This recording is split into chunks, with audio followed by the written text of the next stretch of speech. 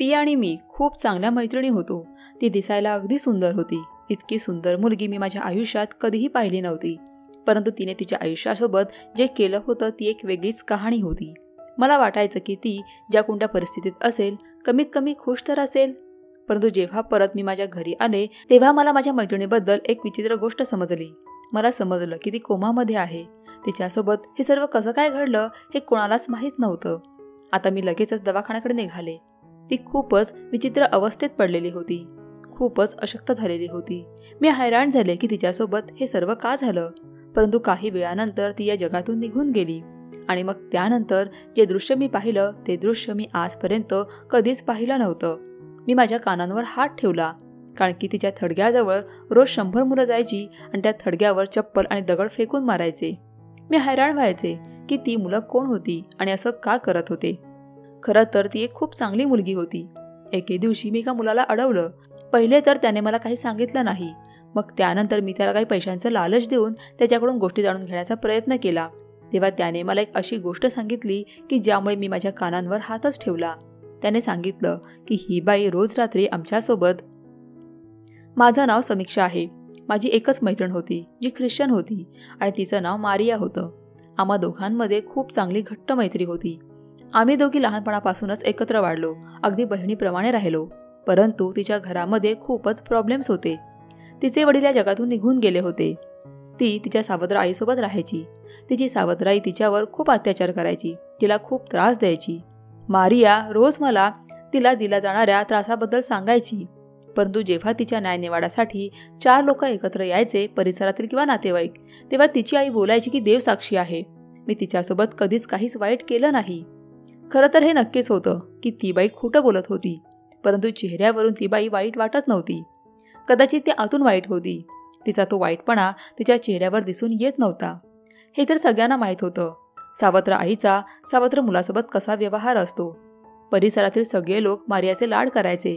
कोणी तिला काही पैसे द्यायचे तर कधी काही एखादी खाण्याची गोष्ट असेल तेव्हा देखील तिला नेहमीच दिलं जात होतं, कारण की सगळ्यांना माहीत होतं की तिची आई या जगामध्ये नाही. वेळेनुसार तिची सावत्र आई देखील या जगातून निघून गेली आणि आता ती त्या छोट्याशा घरामध्ये एकटीच राहू लागली. माझं शिक्षण तर चालू होतं, परंतु तिचं शिक्षण अर्ध्यातच थांबलं. मला 2 वर्षांसाठी दुसऱ्या शहरात शिक्षणासाठी पाठवलं गेलं. जेव्हा मी परत आले तेव्हा जवळपास आमचं गाव देखील थोडंफार शहर झालं होतं. मी घरी येताच आईला मारियाबद्दल विचारलं. तेव्हा आई बोलू लागली की हां, आहे ते ठीक, काही प्रॉब्लेम नाही तिला. मी थोड्या दिवसांसाठीच आले होते. मी मारियाच्या घरी गेले. मी जेव्हा तिच्या घरी गेले तेव्हा थोडी हैराण झाले, कारण की तिच्या घरामध्ये खूप साऱ्या चांगल्या चांगल्या वस्तू होत्या. परंतु तिच्या डोक्यावरनं आईचं छत्र होतं ना बापाचं, आणि नाही कोणी नातेवाईक, कारण की तिच्या वडिलांच्या नातेवाईकांबद्दल तिला कधीच माहीत नव्हतं आणि सावत्र आईच्या नातेवाईकांसोबत तिचा काही संबंध नव्हता. मग हे सर्व तिच्या घरामध्ये कोण घेऊन येत होतं. तिने तर शिक्षण देखील अर्ध्यातच सोडलं होतं. मला नाही वाटत की 10वी पास असलेल्या मुलीला इतकी चांगली नोकरी मिळू शकते की ज्यामुळे तिच्या घरामध्ये इतक्या चांगल्या सुखसोयी येऊ शकतात. ठीक आहे, जाऊ देत. त्या दिवशी तरी आमची काही भेट झाली नाही. एके दिवशी मी तिच्या घरी गेले तेव्हा घरी कोणीच नव्हतं. परंतु तिच्या शेजारच्या लोकांनी मला तिच्या घराची चावी दिली. बोलू लागले की तू तिची मैत्रीणच आहेस, मग तिच्या घरात बसून तिची वाट बघ, ती आत्ताच येईल. परंतु ती आली नाही. त्यामुळे मी परत निघून गेले. त्यानंतर माझी सुट्टी तर थोड्या दिवसांसाठीच होती. त्यामुळे मी पुन्हा परत शहरात शिक्षणासाठी आले. मी आधी 12वी शिक्षण घेतलं. मग 1 महिना आराम केल्यानंतर मी इंजिनिअरिंग करण्याचा निर्णय घेतला. मी आता 4 वर्षांनंतर परत आले होते. आताही माझ्या डोक्यात मारियाचाच विचार आला, कारण की ती माझी खूप चांगली मैत्रीण होती. बहिणीपेक्षा देखील जवळची होती. आम्ही दोघी अगदी सारखेच कपडे घालायचो. मी तिला माझी प्रत्येक वस्तू वापरायला द्यायचे. मी आईला विचारलं की ती कुठे आहे. तेव्हा आई बोलू लागली, तिच्यासोबत जे झालं ते खूप वाईट झालं. बिचारी पूर्ण परिसरासाठी एक चर्चेचा विषय झाली आहे. मी म्हणाले, म्हणजे काय झालं नक्की, कसला चर्चेचा विषय. तेव्हा आई बोलू लागली की आजकाल ती दवाखान्यात पडलेली आहे. माहीत नाही तिच्यासोबत काय झालं, ती कोमामध्ये गेली आहे. खरं सांगते तुला, मी काय सांगू, इतकी चांगली मुलगी मी माझ्या आयुष्यात कधीच पाहिली नव्हती. मी जेव्हा हे ऐकलं की ती कोमामध्ये गेली आहे तेव्हा मी हैराण झाले. दुसऱ्या गोष्टीने देखील मला हैराण केलं, कारण जेव्हा मी मागच्या वेळेला आले होते म्हणजे 4 वर्षांपूर्वी, तेव्हा आईचं म्हणणं होतं माहीत नाही ती कशी आहे. कशी राहत आहे. आपल्याला माहीत नाही की ती काय करते. परंतु आता माझ्या आईचं तिच्याबद्दलचं मत बदललेलं होतं. कदाचित ते यामुळे की ती आता आजारी राहू लागली होती. परंतु आई बोलू लागली नाही, ती तर खूपच चांगली मुलगी निघाली. तिने एक छोटासा NGO बनवला होता. त्याच्यामध्ये लोक देणगी वगैरे द्यायचे. आणि तुला माहीत आहे तिथे पैशातून काय करायची? ती रोज 100 अनाथ मुलांना जेवण द्यायची. संध्याकाळी ती मुलं तिच्या घराच्या शेजारी, घराच्या आसपास एकत्र व्हायचे आणि ती जेवण बनवून तिथेच बसून त्यांना जेवण भरवायची. मी म्हणाले, वा, ही तर खूप चांगली गोष्ट आहे. हां, पण ही वेगळी गोष्ट आहे की मारियाने मला याबद्दल कधीच काही सांगितलं नव्हतं की तिला असा काही छंद आहे, अशी काही आवड आहे. परंतु जेव्हा माणूस एकटा पडतो तेव्हा तो अशा प्रकारचं काम करण्याबद्दल विचार करतो आणि तसंही पूर्ण आयुष्यभर माणूस अगदी तसाच राहत नाही. परंतु हे काय की ती कोमामध्ये होती? मी आईला विचारलं, असं तरी काय झालं होतं ज्यामुळे ती कोमात गेली? तेव्हा आई बोलू लागली, हे माहीत नाही की ती कोमामध्ये कशी गेली, का गेली, परंतु ती कोमामध्ये आहे आणि त्या दवाखान्यात ॲडमिट आहे. NGO सोबत तिचा थोडाफार संबंध होता. मग आता तेच तिच्यासाठी पैसे देत आहेत. पण माहीत नाही आता परत ती कोमातून बाहेर कधी येईल. मी विचारलं की कधीपासून कोमात आहे? तेव्हा आई बोलू लागली, 2-2.5 महिने तर झालेत. मी दवाखान्याचा ॲड्रेस विचारून लगेचच तिथे जाण्याचा निर्णय घेतला. रात्री ही गोष्ट मी माझ्या वडिलांना देखील सांगितली. ते बोलू लागले की हो, खूपच चांगली मुलगी आहे. सगळे परिसरातील लोक तिच्यासाठी प्रार्थना करतात. आता देखील लोक तिच्यासाठी पैसे जमा करून तिच्या उपचारासाठी देऊन येतात. कारण की तुला तर माहीत आहे की कोमात असलेल्या रुग्णासाठी किती खर्च येतो. परंतु माहीत नाही ती परत कोमातून बाहेर येईल की नाही. तिच्या डोक्यावर खूप खोल जखम झाली आहे. मी विचारलं, जखम कशी झाली बाबा? तर बाबा बोलू लागले, हे नाही माहीत, पण समजलं की तिच्यावर कोणीतरी जोरात वार केला होता. मग मी विचारलं, पण तिच्यावर वार कोण करेल? हेच तर माझे बाबा बोलू लागले, हाच विचार तर आम्ही सर्व करतोय. त्याच्या आधी किती सांगेल तिच्यासोबत हे सर्व कोणी केलं आहे? ती स्वतः कोमामध्ये गेली. आता जोपर्यंत तिला शुद्ध येणार नाही तेव्हापर्यंत कसं समजणार की तिच्यावर वार कोणी केला होता? मी दवाखान्यात गेले तेव्हा समोरचं दृश्य पाहून हैराण झाले. ही माझी तीच मैत्रीण होती जी दिसायला खूपच सुंदर होती. आता तिचं ते सौंदर्य पूर्णपणे संपून गेलं होतं. खूपच अशक्त दिसत होती. कोमामध्ये माणूस असेल तर हे सरळ आहे की त्याची तब्येत होत नाही. आणि आपल्या इथे तसंही कुठे एवढे चांगले चांगले दवाखाने आहेत की रुग्णांची चांगल्या प्रकारे काळजी घेतली जाईल. तिला फक्त जिवंत ठेवलं होतं. हीच खूप मोठी गोष्ट होती. मी तिच्या जवळ गेले, तिचा हात पकडला आणि बोलू लागले, मी जर तुला भेटायला आले होते. मागच्या वेळेला देखील तुला भेटू शकले नाही. त्यामुळे विचार केला यावेळेला तरी भेटेन. परंतु तू तर या अशा अवस्थेत गेली आहेस. पुन्हा परत काय येत नाहीस? मी रडत होते. तेवढ्यात तिथे एक नर्स आली आणि मला विचारू लागली, तुम्ही कोण आहात? मी म्हणाले, मी तिची कझन आहे. मी हे सांगितलं नाही की मी तिची मैत्रीण आहे, फक्त सांगितलं की कझन आहे. तेव्हा ती बोलू लागली, ठीक आहे, कोणीतरी आलं तिच्या बाजूने? मी विचारलं, तिला भेटायला कोणीच येत नाही? तेव्हा नर्स बोलू लागली की नाही, तिला तर भेटायला कोणीहीच येत नाही. परंतु ही खूपच चांगली महिला आहे. मी तिच्याच परिसरातील आहे. मी हिला ओळखते. मी त्याच परिसरात राहते. मी नर्सला सांगितलं, तुम्ही तिची काळजी घ्या. त्यावर ती नर्स बोलू लागली, हो, मी तिची खूप काळजी घेते. परंतु तिच्या प्रकृतीत कोणती सुधारणा होत नाही. उलट प्रकृती दिवसेंदिवस खराब होत चालली आहे. आम्हाला असं वाटतं की 15-20 दिवसांपेक्षा जास्त दिवस ती या जगात राहू शकत नाही. नर्सचं ते बोलणं ऐकून माझ्या मनात एकदम धस्स झालं. मी म्हणाले, नाही, देवासाठी असं बोलू नका. देव करो आणि सर्व काही चांगलं होऊ देत. तेव्हा ती नर्स बोलू लागली, ही नाही जिवंत आहे आणि नाही मेलेली.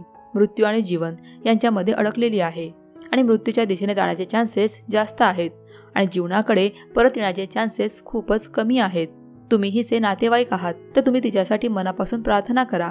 कदाचित तुमची प्रार्थना स्वीकार होईल. मी 1 दिवस आड रोजच मारियाला भेटायला जायचे. जर कोणी तिच्या बाजूने समोर आला असता तर मारियाबद्दल सर्व समजलं असतं. परंतु ते लोक बोलत होते की मारियाच्या डोक्यावर कोणतं छत्र नाही, ना आई, ना बाप, ना नातेवाईक. ती इतक्या साऱ्या लोकांची मदत करायची, किती चांगलं काम करायची. परंतु आम्ही लोक तर हैराण आहोत की इतकं चांगलं काम करून देखील तिच्यासोबत इतकं वाईट झालं. एक जिवंत मृतदेह झाली आहे ती. माहीत नाही ती कधी जगातून निघून जाईल. मी देखील सर्वांना सांगितलं की डॉक्टर वाईट बातमी सांगत होते. मी तसं तर माझे सर्व पेपर्स देऊन सर्व कामं उरकून आले होते. परंतु मला कॉलेजमधून फोन आला. त्यांनी सांगितलं की तुझ्या एका असाइनमेंटमध्ये कमी आहे, तुला पुन्हा परत कॉलेजला यावं लागेल. मी म्हणाले की ठीक आहे, मी येते, कारण की तो माझ्या डिग्रीचा प्रश्न होता.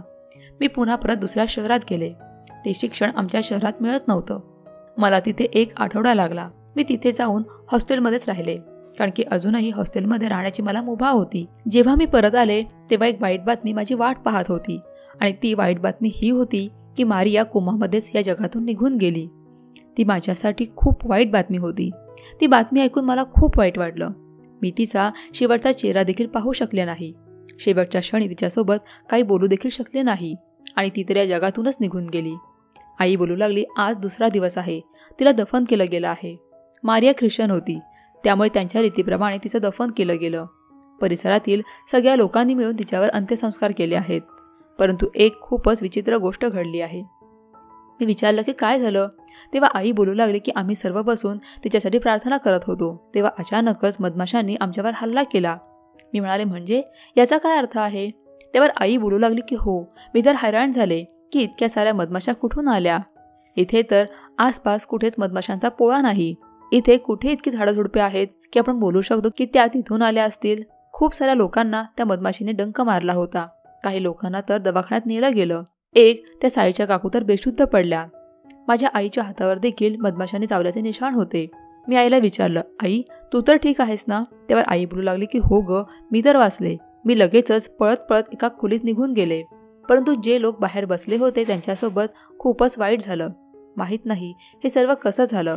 आतापर्यंत सगळे लोक त्याबद्दलच बोलत होते. मी म्हणाले, मारिया, पण मारिया तर या जगात राहिली नाही.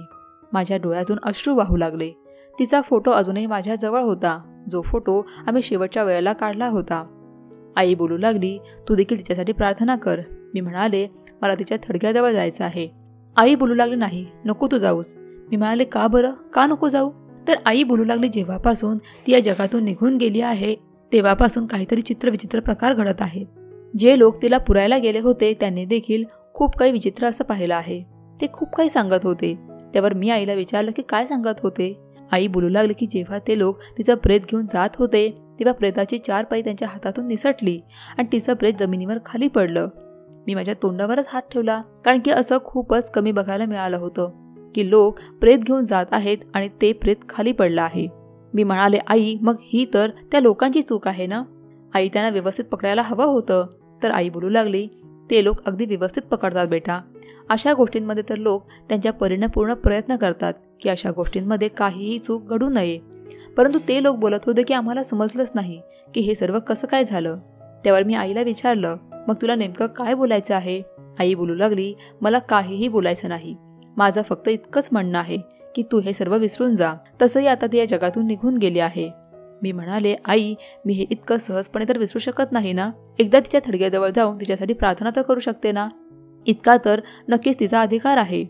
तसंही दफनभूमी आपल्या घरापासून इतकी काही लांब नाही. माझ्या आईने तर मला तिथे जाण्यास नकार दिला, परंतु तरी देखील आईचं न ऐकता मी तिथे जायला निघाले.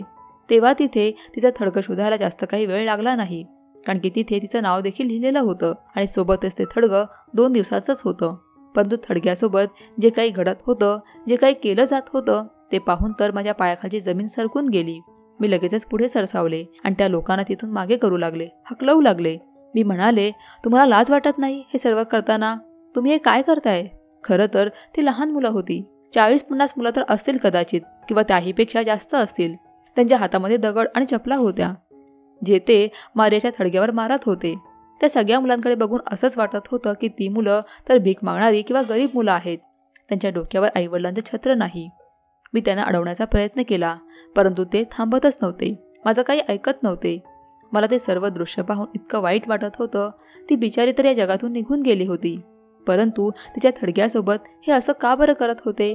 ते सर्व मला वेडी वाटत होते, कारण की त्या मुलांना कोणी समजावलं नव्हतं की असं थडग्यासोबत वागणं किती मोठं पाप आहे. मला राग आला. मी जोरजोरात ओरडून त्याने एका साईडला केलं. 1-2 मुलांना तर कानाखाली देखील लगावली. तेव्हा ते बाजूला सरकले. मी म्हणाले, हे सर्व करताना तुम्हाला लाज वाटत नाही का? का करताय तुम्ही हे असं? त्याने काहीच उत्तर दिलं नाही आणि तिथून निघून गेले. मी थडगं साफ केलं, कारण की त्या मुलांनी तिथे खूप सारी दगड आणि चपला फेकल्या होत्या. ते सर्व बाजूला करून एका साईडला ठेवलं. मारियासाठी प्रार्थना केली. माझ्या डोळ्यातून अश्रू ओघळू लागले.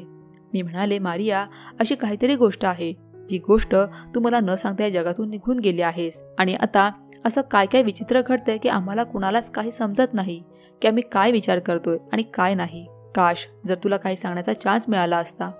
मी विचार केला की मी तिच्या घरी जाते, काही ना काही पुरावा तर नक्कीच मिळेल, एखादी डायरी, एखादं पुस्तक किंवा मोबाईल फोन, जेणेकरून तिच्याबद्दल काहीतरी समजू शकेल.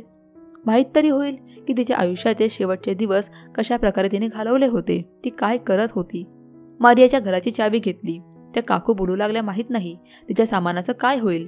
त्या काकूंची नजर मारियाच्या सामानांवर होती, परंतु आमच्या परिसरात त्या खूपच चांगल्या असल्याचा आव आणत होत्या. त्यामुळेच कदाचित त्यांनी अजूनपर्यंत मारियाच्या घरातील सामान घेतलं नव्हतं. मी म्हणाले, मी तिची नातेवाईक आहे, मी बघून घेईन, तुम्ही काळजी करू नका. तेव्हा ती काकू बोलू लागली, नाही तसं नाही ग, ती आम्हाला सांगून गेली होती की जर मला काही झालं तर माझं सामान तुम्ही घ्या. मी म्हणाले, का? तिला माहीत होतं का की ती तरुण असतानाच मरणार आहे? तिला तर कोणताच आजार देखील नव्हता. तुम्ही असं काही बोलू नका, चावी माझ्या हवाली करा. मी एक सुशिक्षित समजूतदार मुलगी होते, शहरातून शिकून आले होते. मी त्यांना चांगलंच खडसावलं आणि त्यांच्याकडून चावी घेतली. त्यांनी मला चावी दिली आणि मी मारियाच्या घरात गेले. तेव्हा समोरचं दृश्य पाहून तर मी हैराण झाले. मी मारियाला खूप चांगल्या प्रकारे ओळखत होते, जिच्या डोक्यावर बापाचं छत्र नव्हतं आणि जी तिच्या सावत्र आईसोबत राहते. तिची परिस्थिती कशी असू शकते? आणि समजा जर तिने मेहनत केली असेल तर किती मेहनत केली असेल? ती तर स्वतः लोकांकडून पैसे वगैरे घेऊन मुलांना जेवण देत होती. असं तर घरामध्ये जर 4 लोक असतील तर त्यांच्यासाठी जेवण बनवायला दर दिवशी किमान 500 ते 1000 रुपये तर लागतातच. आणि इथे तर ती 100 मुलांना रोजच जेवण द्यायची. मग तिला रोजच्या रोज किती पैसे लागत असतील? आणि ती अशा प्रकारे हे सर्व करत असेल, मग असं असताना तिच्याजवळ हे इतकं सर्व नको असायला हवं होतं. परंतु तिच्या घरामध्ये तर पहिल्यापेक्षा अधिक वस्तू दिसत होत्या. त्यामुळेच तर तिच्या शेजारच्या काकूंचं मन तिच्या सामानासाठी आसुसलेलं होतं. इथे तर प्रत्येक खोलीमध्ये AC, LED, चांगला फ्रीज असं सर्व काही होतं. तर आम्हा मिडल क्लास लोकांच्या घरामध्ये तर फक्त एकच फ्रीज असतो, ज्याला किचनमध्ये किंवा हॉलमध्ये ठेवलं जातं. परंतु इथे तर प्रत्येक खोलीमध्ये वेगवेगळा फ्रीज ठेवला गेला होता.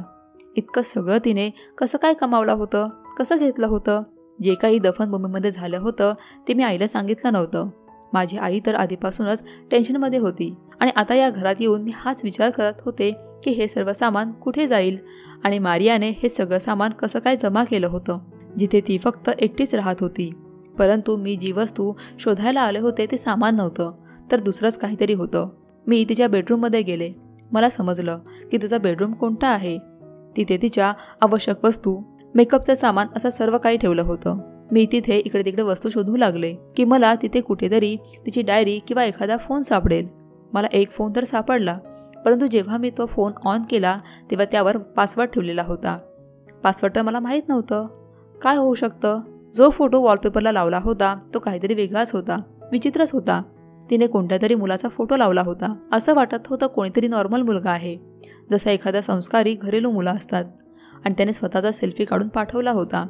म्हणजे तो वॉलपेपर एखाद्या हिरोचा असं काही नव्हतं. त्या मुलासोबत मारियाचा काय संबंध होता? आणि जर संबंध होता तर मग मारिया मेल्यानंतर तो माणूस समोर का नाही आला? मी दवाखान्यात गेले आणि तिथल्या लोकांना विचारलं, तुम्ही मला मारिया संबंधित छोटी छोटी गोष्ट देखील सांगा, तिच्यासोबत नेमकं काय झालं होतं? त्यावरती दवाखान्यातील लोक बोलू लागले, जास्त काही माहीत नाही, परंतु जेव्हा ती इथे आली होती तेव्हा तिच्या शरीरावर निशाण होते. हे ऐकून मी हैराण झाले. त्यावर मी विचारलं, मग तुम्ही ही गोष्ट कोणाला सांगितली का नाही? त्यावर ते बोलू लागले की आम्ही कोणाला सांगणार होतो, कोणी विचारायला आलंच नाही. मी म्हणाले, कसले निशाण होते ते? त्यावर ते बोलू लागले, असे निशाण जसं काय तिला कोणीतरी खूप वाईट पद्धतीने मारलं आहे. तिच्यासोबत दुसरं काहीच घडलं नव्हतं. तिच्यावर कोणताच अत्याचार झाला नव्हता किंवा काही जबरदस्ती देखील झाली नव्हती, परंतु तिला मारलं गेलं होतं आणि डोक्यावर देखील खोल जखम झाली होती. त्यामुळेच कदाचित ती कोमात गेली होती. ते दवाखान्यातील लोक बोलू लागले की आम्ही स्वतः देखील खूप हैराण होतो की इतक्या चांगल्या मुलीला कोण मारू शकतो. त्यावर मी विचारलं, पण तिला इथे कोण घेऊन आलं होतं? त्यावर ते बोलू लागले की आम्हाला माहीत नाही, तिला कोणीतरी दवाखान्याच्या बाहेर सोडून गेलं होतं. नाईट ड्युटी करणाऱ्याने तिला पाहिलं आणि तिला आतमध्ये घेऊन आल्यानंतर उपचार सुरू केले. परिसरातील लोक तिला ओळखत होते, त्यामुळेच आम्ही तिचा इलाज सुरू केला. प्रकरण अजूनच गुंतागुंतीचं होत होतं. मारिया काय करत होती हा देखील एक मोठा प्रश्न होता. तिच्यावर कोणी हल्ला केला, ती कोमात कशी गेली हा देखील एक प्रश्न होता. मारिया इतकी चांगली होती, मग त्या तिच्या थडग्याजवळ ती मुलं अशा प्रकारे का बघत होती? आणि मग त्यानंतर अजून एक खूप विचित्र गोष्ट समजली की ही तीच मुलं होती ज्यांना मारिया रोज जेवण द्यायची, जे आसपासच्या झोपडपट्टीमध्ये राहत होते. कोणी एखाद्या सायकलच्या दुकानावर काम करायचं तर कोणाचा बाप नव्हता, तर कोणी अनाथ होता, तर कोणी अपंग होता, तर कोणी खूपच अशक्त होता. ती मुलं मारियामुळे खूप चांगलं जेवण जेवत होते. मग ते तिच्या थडग्यासोबत हे असं का वागत होते? मी पुन्हा दफनभूमीवर गेले आणि त्या मुलांनी पुन्हा त्या थडग्यासोबत हे असंच काहीतरी केलं होतं. उलट या वेळेला तर त्यांनी थडग्याला नुकसान देखील पोहोचवलं होतं. मी माझ्या कझनला फोन केला. जर मी माझ्या भावाला सांगितलं असतं तर त्याने आईला सांगितलं असतं. त्यामुळे कझनला सांगितलं. माझा तो चुलत भाऊ देखील तिथेच राहत होता. त्याने ते थडगं थोडं व्यवस्थित केलं. तो बोलू लागला की माझं जरा ऐक, या गोष्टीपासून जरा लांबच राहा. ही मुलगी तर होती चांगली, परंतु सर्वांसाठी ती एक मोठा प्रश्न झाली आहे. तू त्या सर्वाला विसरून जा. तसंही ती या जगातून निघून गेली आहे. त्यामुळे आता काय झालं होतं आणि काय होणार आहे त्याच्याशी आपलं काय घेणं देणं आहे? मी म्हणाले की ठीक आहे, परंतु माझ्या मनामध्ये इतके सारे प्रश्न होते आणि मला त्यांची उत्तरं पाहिजे होती. मी माझ्या बहिणीसारख्या मैत्रिणीला असं सोडू शकत नव्हते आणि आता माझ्याजवळ फक्त एकच मार्ग होता. मला माहीत होतं की माझी मदत कोण करणार होतं.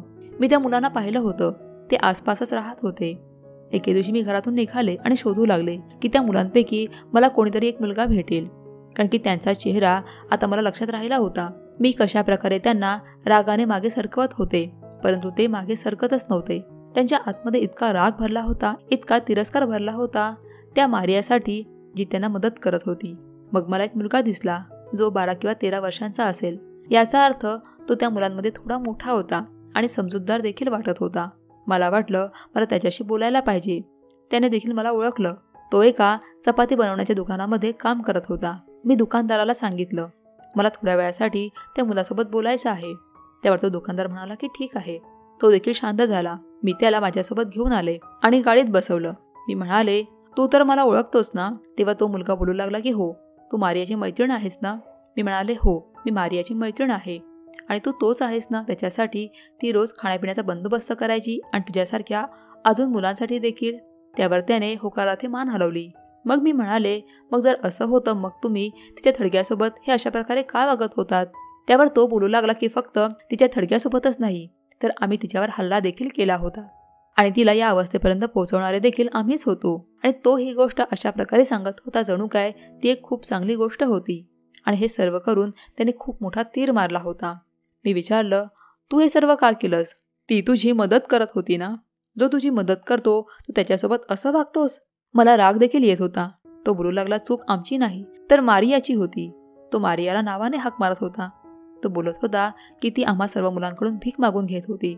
इतकंच नाही तर आम्हाला ठिकठिकाणी काम करायला लावायची आणि ते फक्त एक वेळच्या जेवणासाठी आणि काही पैशांसाठी. ती आमच्याकडून एवढी मेहनत करून घ्यायची की जर आम्ही ती मेहनत स्वतःसाठी केली असती तर माहीत नाही आम्ही स्वतःसाठी किती कमावलं असतं. तू तिचं घर नाही पाहिलंस? सर्व काही आमच्या मेहनतीने बनवलं आहे. आणि फक्त इतकंच नाही, जर एखादा मुलगा असा बोलायचा की मी हे सर्व काही एखाद्याला सांगेन, कोणाला तरी सांगेन, पोलिसांना किंवा अजून कोणाला, तेव्हा ती मारिया त्या मुलाला खूप मारायची. त्यामुळेच आम्ही हा प्लॅन बनवून तिला या अवस्थेमध्ये सोडलं होतं. आणि जेव्हा ती या जगातून निघून गेली तेव्हा देखील आमचा राग काही शांत झाला नाही. आम्ही तर लहान मुलं आहोत. काही मुलं तर आमच्यापेक्षा देखील खूप लहान आहेत. त्यांच्या आतमध्ये खूपच राग भरला होता. त्यामुळे आम्ही लोकांनी हे सर्व काही केलं होतं. आम्ही तिला कधीच माफ करणार नाही. मी हे सर्व ऐकून तर हैराण झाले. मी म्हणाल तू खोटं बोलतोस? तर तो बोलू लागला जर मी खोटं बोलतोय मग तूच सांग की तिच्यासोबत हे सर्व कसं झालं? त्याने मला हे पण सांगितलं की तिचे इतर मुलांसोबत शारीरिक संबंध देखील होते. त्यांच्याकडून देखील पैसे उकळायची आणि मग त्यांना फसवायची.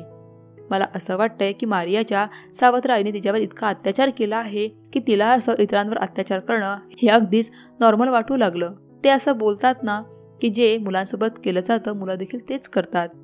मी तिच्या त्या वाईट कृत्यामागचं कारण शोधत नव्हते, पण तिने वाईट केलं त्यामुळे तिच्यासोबत वाईट झालं. पण ही गोष्ट खूपच हैराण करणारी होती की ती पूर्ण परिसरात एक खूप चांगली मुलगी म्हणून प्रसिद्ध होती, जी मुलांची मदत करत होती. परंतु खरं तर ती मुलांच्या नावावर NGO चालवून लोकांकडून देणग्या घ्यायची.